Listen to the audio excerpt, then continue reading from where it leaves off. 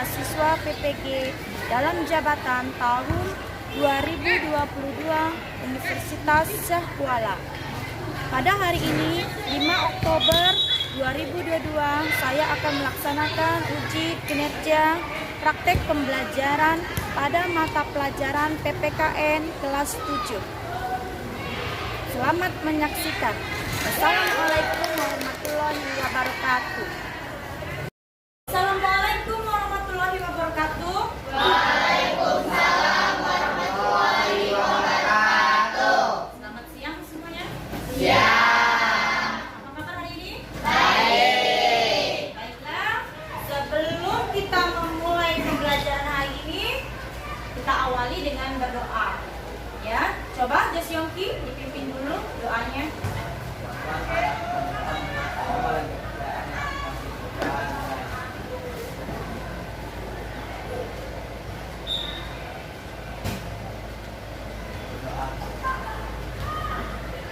Oke, baiklah. Ada yang tidak hadir? Ada. Siapa? Rafka. Rafka, keterangannya? Sakit.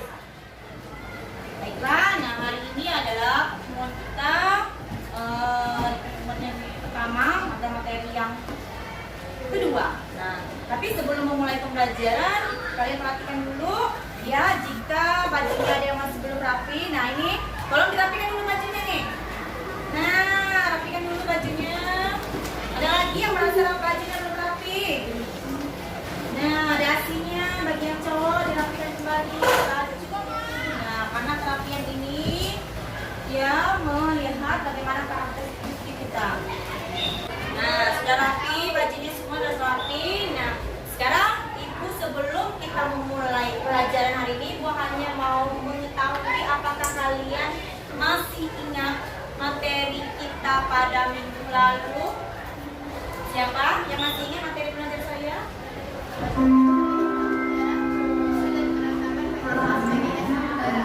Iya, ada lagi yang masih ingat? Sejarah perumusan dan penetapan Pancasila. Nah, sejarah perumusan Pancasila dirumuskan melalui sidang apa? Melalui sidang BPUPKI. Oke, nah sebelum kita lanjutkan, coba Ibu mau ice breaking dulu. Kalian diminta berdiri dulu. Ya.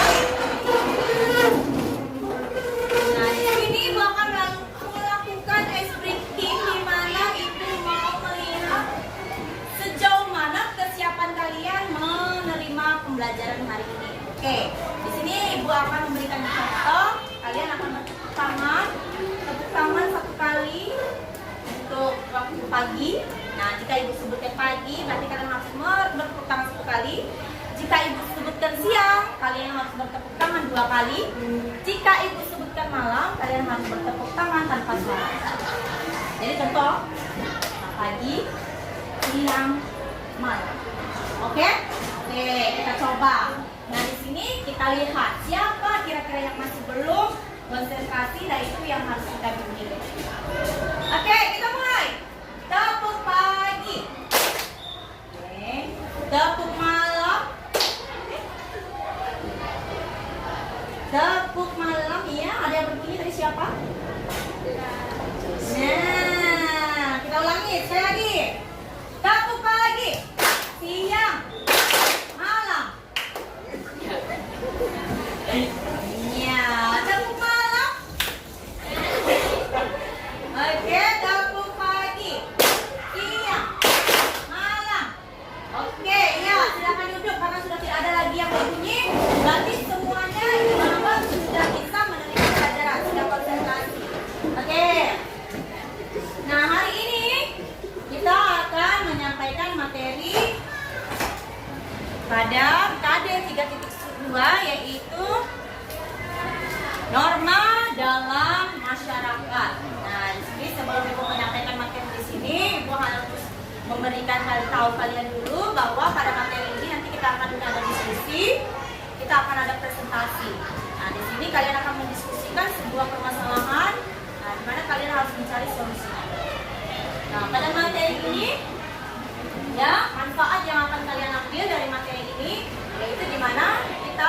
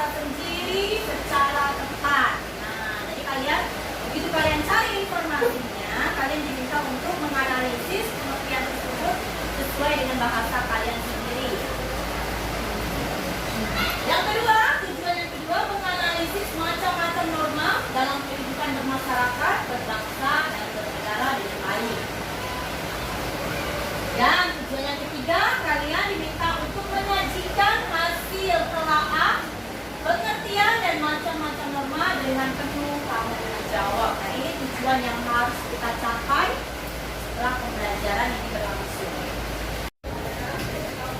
Nah, baiklah. Sebagai tahap pertama dalam belajar ini, kalian perhatikan gambar yang Ibu tampilkan di depan. Apakah kalian pernah melihat gambar ini di kehidupan sehari-hari? Baiklah, dari 4 gambar ini, apakah ada yang ingin ditanyakan? Saya Bu. Ya, silakan. Apa maksud dari gambar tersebut? Ya, apa maksud dari gambar tersebut? Nah, sini kita tampung dulu pertanyaannya.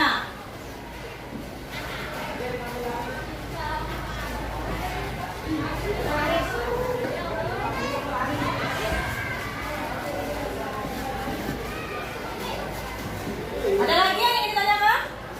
Ya, silakan. Apa gambar bisa lakukan untuk menghindari seperti gambar nomor 4? Seperti gambar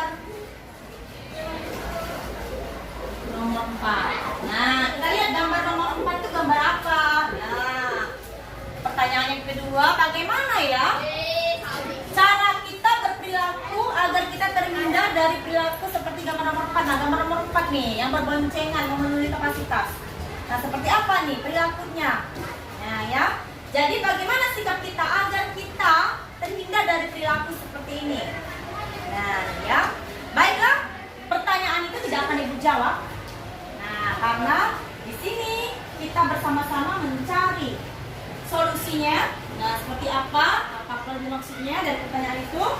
Jadi, sebagai tugas kalian di sini kita harus membagi kelompok. Nah, kelompok ini sebenarnya sudah kita bagi beberapa minggu yang lalu, ya kan? Pada pertemuan berikutnya yang lalu kita sudah membagi kelompok. Jadi di sini Ibu akan memberikan sebuah LKPD. Nah, baiklah, untuk menjawab pertanyaan teman kalian itu ada 2 pertanyaan. Di sini kalian Ibu tugaskan untuk mencari informasi dari berbagai sumber, baik menggunakan HP maupun buku. Di sini Ibu akan memberikan sebuah LKPD di mana kalian harus menuangkan informasi yang kalian dapatkan, tuliskan dalam lembar LKPD ini. Paham? Oke, baiklah. Ini Ibu akan memberikan LKPD nomor 1, nomor 2, kelompok 3, dan kelompok 4. Nah, di sini kalian ditugaskan untuk mencari informasi, tuliskan di LKPD. Sekarang dalam waktu 40 menit Ibu berikan, silakan dikerjakan.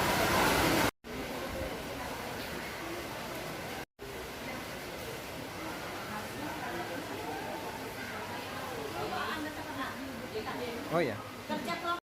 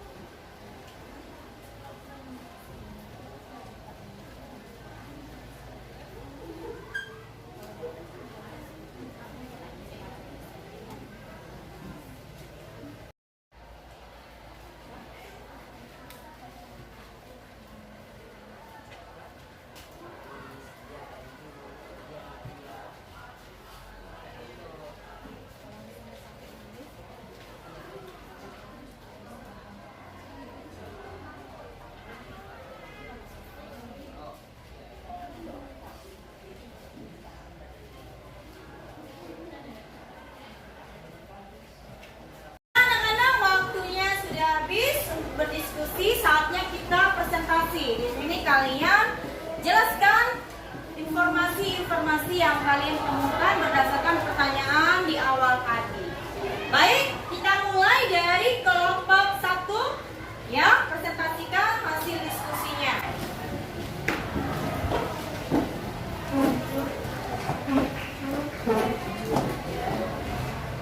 Assalamualaikum warahmatullahi wabarakatuh. Waalaikumsalam warahmatullahi wabarakatuh. Kami dari kelompok 1 akan mempresentasikan hasil diskusi kami. Perkenalkan, nama saya Faris Al-Fazrin. Saya Buya Putri. Saya Fernando. Mempresentasikan hasil diskusi kami. Penjelasan. Norma adalah aturan yang tumbuh dan berkembang dalam masyarakat, berfungsi sebagai pengendali dalam hidup. Aturan ini berisi petunjuk yang sifatnya mengikat dan wajib ditaati. Ada 3 poin penting tentang norma, yaitu kaidah, tingkah laku manusia, perintah berisi larangan, dan sanksi. Gambar di samping menunjukkan perilaku norma agama. Norma agama adalah kumpulan peraturan hidup manusia yang ajarannya berasal dari wahyu Tuhan yang disampaikan kepada umat manusia melalui rasulnya. Hasil dari presentasi kelompok 1. Apres dulu. Ya, apakah ada yang ingin ditanyakan? Ya, silakan perkenalkan. Nama saya Keisha, ingin bertanya kepada kelompok 1. Bagaimana cara menjaga kerukunan antar umat beragama? Bagaimana cara menjaga kerukunan antar umat beragama? Ya, silakan kelompok 1 dijawab pertanyaannya. Baiklah, saya akan menjawab. Cara menjaga kerukunan antar umat beragama adalah dengan mengembangkan sikap saling menghormati antar umat beragama. Dengan itu akan tercipta kehidupan yang tertib, aman, tentram, rukun, serta damai. Ya, bagaimana? Bisa diterima? Ya, jadi untuk menjaga kerukunan antar umat beragama intinya adalah saling menghormati. Oke, silakan tutup. Kita lanjut lagi dengan kelompok 2. Sekian presentasi dari kami. Assalamualaikum warahmatullahi wabarakatuh. Waalaikumsalam warahmatullahi wabarakatuh. Ya, baiklah. Sekarang kita lanjutkan dengan presentasi dari kelompok 2. Yang lain sama baik-baik ya. Assalamualaikum warahmatullahi wabarakatuh. Waalaikumsalam warahmatullahi wabarakatuh. Perkenalkan, kami dari kelompok 2 ingin mempresentasikan akan memaparkan hasil diskusi kelompok kami dengan saya Muhammad Estelada. Saya Disongki. Saya Agama Gunawan. Norma adalah pedoman yang dapat membentuk sebuah kebiasaan dalam masyarakat. Norma sendiri merupakan aturan atau pedoman sosial yang berlaku dalam sebuah lingkungan. Peran norma selaras dengan nilai dan moral dalam masyarakat. Gambar di samping menunjukkan norma kesopanan. Norma kesopanan adalah norma adat karena sumbernya dari kebiasaan masyarakat. Sanksi norma kesopanan berasal dari masyarakat itu pula.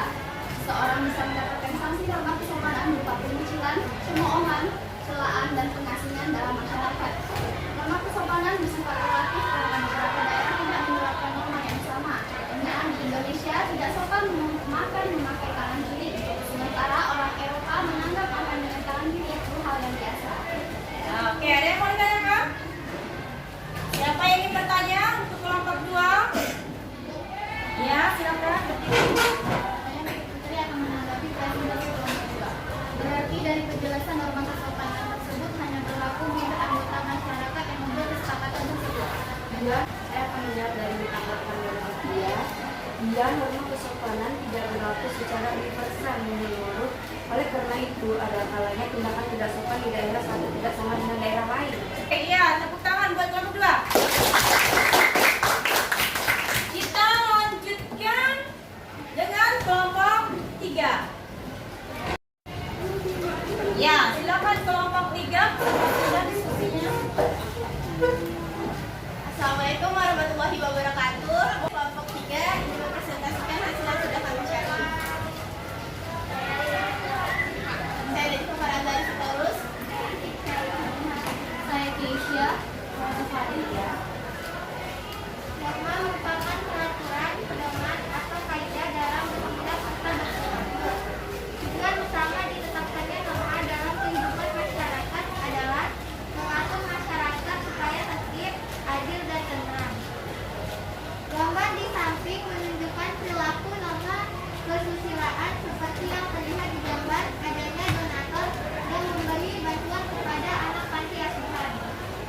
Norma kesusilaan merupakan aturan hidup tentang tingkah laku yang baik dan buruk berupa suara hati yang berasal dari hati nurani manusia. Berdasarkan kodrat pemeriksaannya, hati nurani setiap manusia menyimpan potensi nilai-nilai kesusilaan. Salah satu contoh norma kesusilaan yang sering kita temui sehari-hari adalah jujur, baik dalam perkataan maupun dalam tindakan. Ya, ada yang ingin bertanya? Ya, silakan. Saya tadi ingin bertanya pada yang ketiga, apakah norma kesusilaan ini bersifat universal? Ya, apakah norma kesusilaan ini bersifat universal atau menyeluruh? Ya, silakan tanggapi. Baiklah, saya Sasa Adelia akan menjawab pertanyaan tersebut. Ya, norma kesusilaan bersifat universal, artinya norma kesusilaan dilakukan ini bagi siapapun yang mengatur. Karena setiap orang mempunyai hati nurani yang sama atas perbuatan yang baik dan perbuatan yang buruk. Ya, dengan kata lain, karena norma kesusilaan ini berasal dari hati nurani, jadi sifatnya universal. Sama-sama kita memiliki kejujuran ataupun sebaliknya. Oke, sekarang kita lanjut dengan kelompok yang terakhir, yaitu kelompok 4. Assalamualaikum warahmatullahi wabarakatuh. Waalaikumsalam warahmatullahi wabarakatuh. Norma adalah pedoman yang dapat membentuk sebuah kebiasaan dalam masyarakat. Norma sendiri merupakan aturan atau pedoman sosial yang berlaku dalam sebuah lingkungan. Peran norma selaras dengan nilai dan moral dalam masyarakat. Gambar di samping menunjukkan perilaku sesuai norma hukum, menyeberang jalan sesuai tempatnya yaitu zebra cross. Norma hukum yaitu aturan yang resmi dibuat oleh penguasa, bersifat mengikat dan dapat dipaksakan. Norma hukum dapat berbentuk tertulis maupun tidak. Siapa yang melanggar norma hukum akan mendapatkan konsekuensi berupa hukuman penjara, denda uang, atau penyitaan terhadap benda yang berkaitan dengan pelanggaran. Baiklah, itulah hasil presentasi dari kelompok 4. Apakah ada yang ingin ditanyakan? Ya, silakan Jos. Saya ingin bertanya mengapa norma hukum diakui oleh masyarakat sebagai ketentuan yang sah? Ya, mengapa norma hukum diakui oleh masyarakat sebagai ketentuan yang sah? Silakan dijawab. Saya akan menjawab pertanyaan dari Joni. Karena norma hukum bersumber dari negara yang berpemerintah atau larangan dan memiliki sifat memaksa. Ya, karena norma hukum di sini berisi perintah dan larangan serta dibuat oleh lembaga yang berwenang dan bersifat memaksa. Oke ya, silakan. Baiklah, segera ditutup. Sekian presentasi dari kami. Assalamualaikum warahmatullahi wabarakatuh. Waalaikumsalam warahmatullahi wabarakatuh. Ya, baiklah, dari 4 kelompok tadi Ibu lihat ya ada kelompok yang paling unggul di sini. Di mana? Kenapa Ibu bilang kelompok paling unggul? Di mana kelompok itu secara jelas menjelaskan norma-norma. Di sini yang Ibu bilang unggul adalah terdapat pada kelompok 2. Ya, tepuk tangan untuk kelompok 2.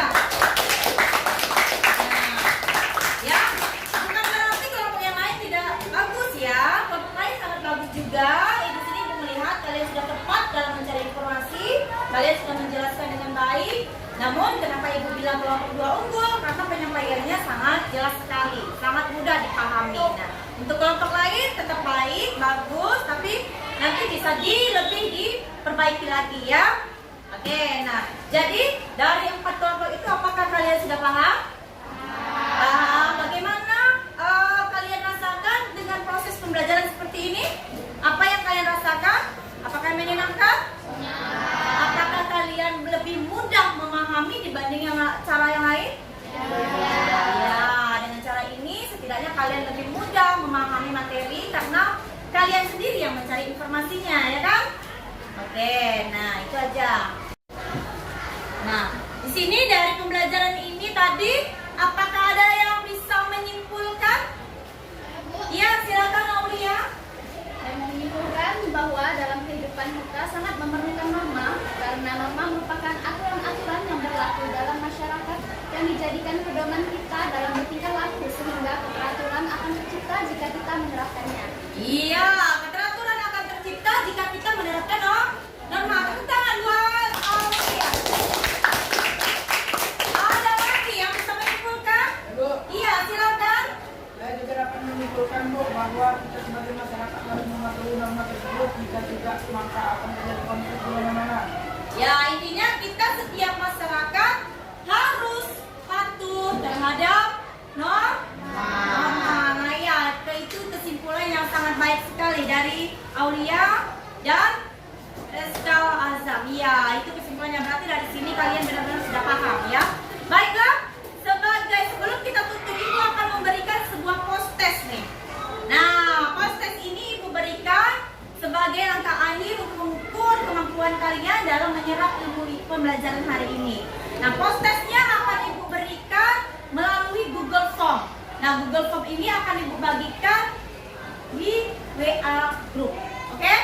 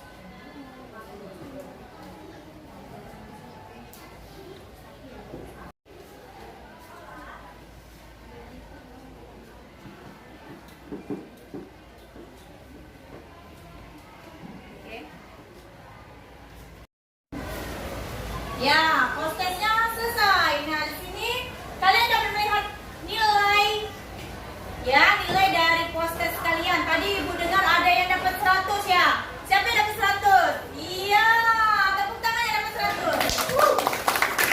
Nah, yang tidak dapat 100 bukan berarti kalian di sini belum mampu, cuma karena ada keterbatasan tertentu mungkin kalian belum dapat 100. Nah, di sini Ibu lihat pun tidak ada juga nilai-nilainya yang di bawah ketuntasan. Nah, berarti di sini kalian benar-benar memahaminya.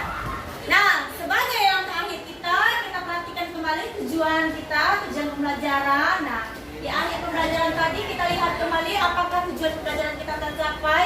Yang pertama, kalian menganalisis pengertian norma. Di sini Ibu perhatikan kalian sudah bisa menganalisis dari gambar yang kita tampilkan tadi. Kalian bisa menganalisis pengertian norma. Yang kedua, menganalisis macam-macamnya. Ya, setiap kelompok tadi juga sudah menjelaskan ada berapa macam norma tadi. Ada 4 macam norma. Yang pertama norma. Iya, kedua agama. Iya, ada 4 norma. Nah, di sini berarti kalian sudah bisa menganalisis macam norma. Menyajikan hasil telaah. Nah, kalian juga sudah menunjukkan hasil telaah kalian melalui presentasi. Nah, di sini berarti tujuan pembelajaran kita sudah tercapai. Nah, sebagai langkah akhir untuk penutup, ya, sebelum kita mengakhiri pelajaran ini, Ibu minta untuk Jasyongki kembali karena Jasyongki di sini sebagai ketua kelas untuk memimpin doa. Teman-teman, marilah kita berdoa menurut agama dan